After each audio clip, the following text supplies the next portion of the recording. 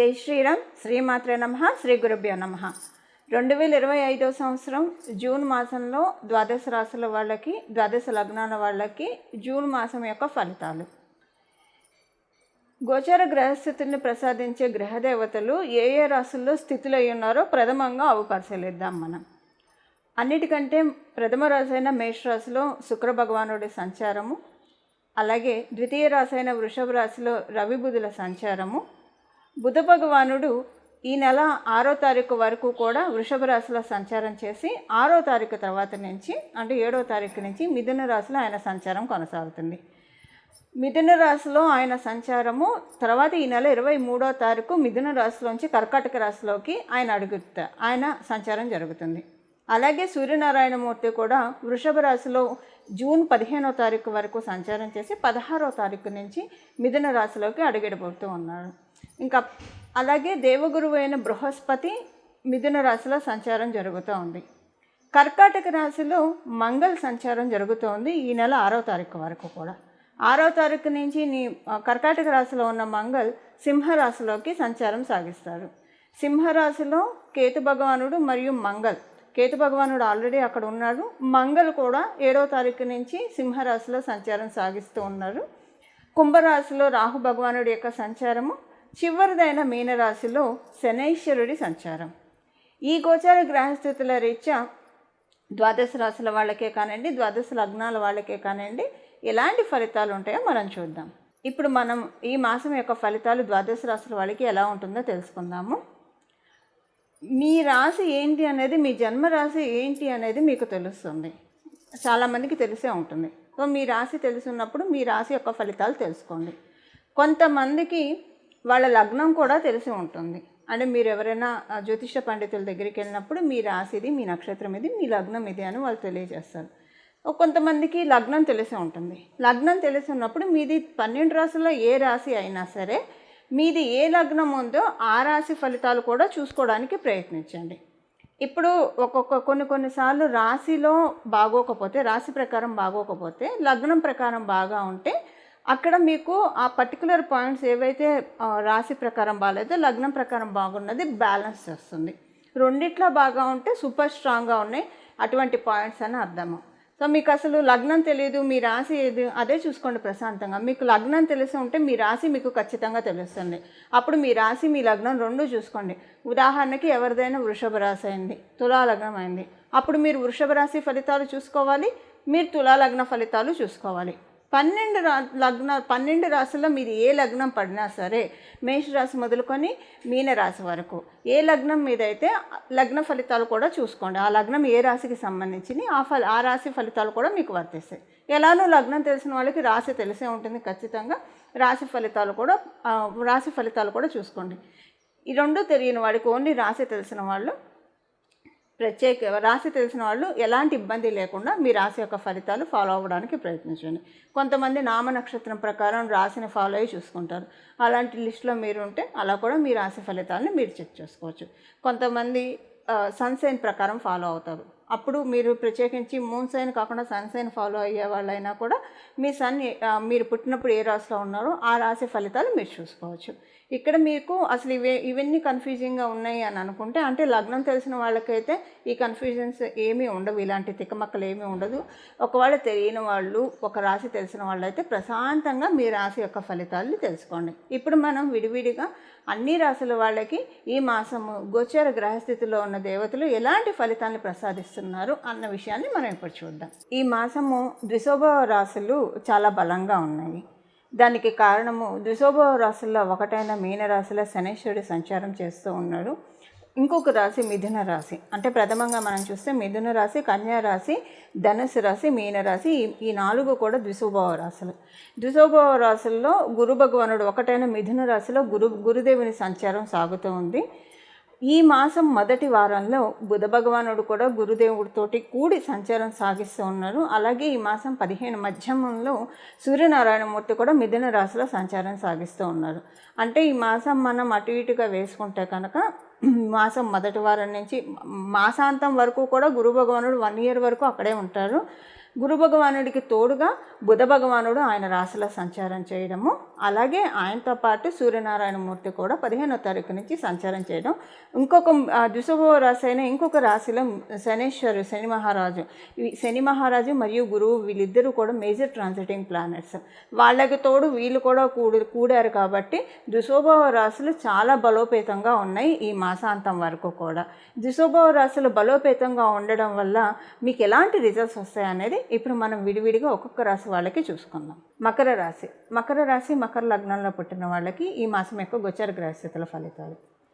ఈ మాసము మీకు షష్ఠ స్థానం చాలా బలంగా ఉంది. షష్ఠ స్థానం బలంగా ఉండడం వల్ల మీరు కొంచెం కేర్ఫుల్గా ఉండాలి. ఏ విషయాల్లో కేర్ఫుల్గా ఉండాలి? షష్ఠ స్థానం అనేది రుణరోగ శత్రుస్థానం. సో మీకు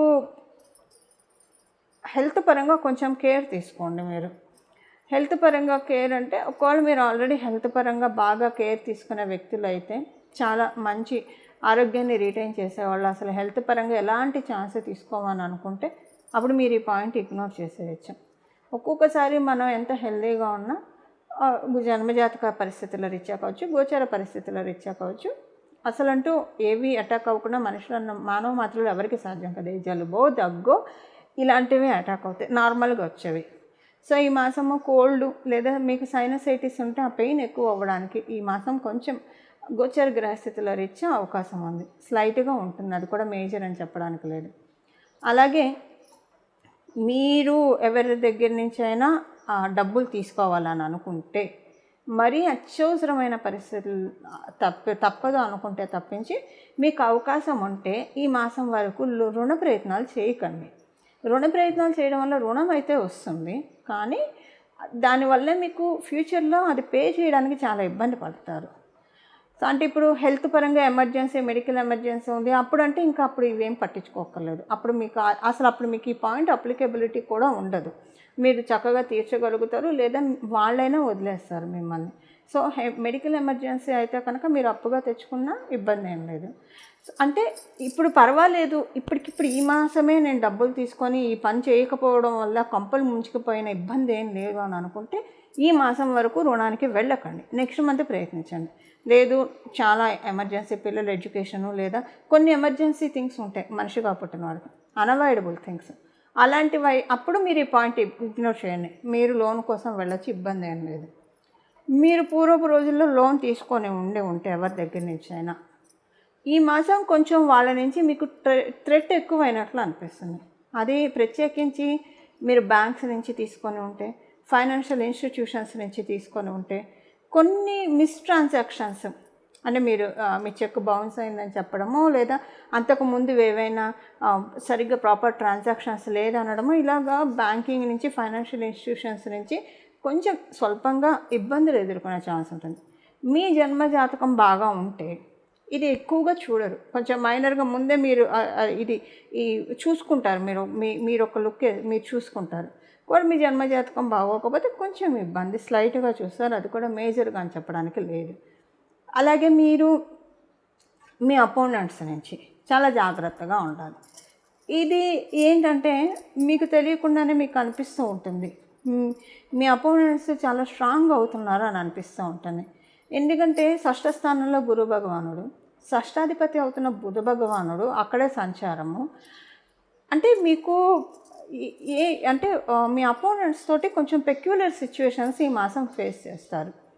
మీ జన్మజాతకం బాగా బలంగా ఉంటే మేజర్గా చూడకపోవచ్చు, మైనర్గా చూస్తారు. మీ జన్మజాతకం సహకారంగా లేకపోతే కొంచెం మీ అపోనెంట్స్ నుంచి కొంత ఇబ్బందులు అయితే మీరు చూస్తారు ఈ మాసం. అది ఈ మాసం వరకు మాత్రమే, తర్వాత ఇది అప్లికేబిలిటీ ఉండదు.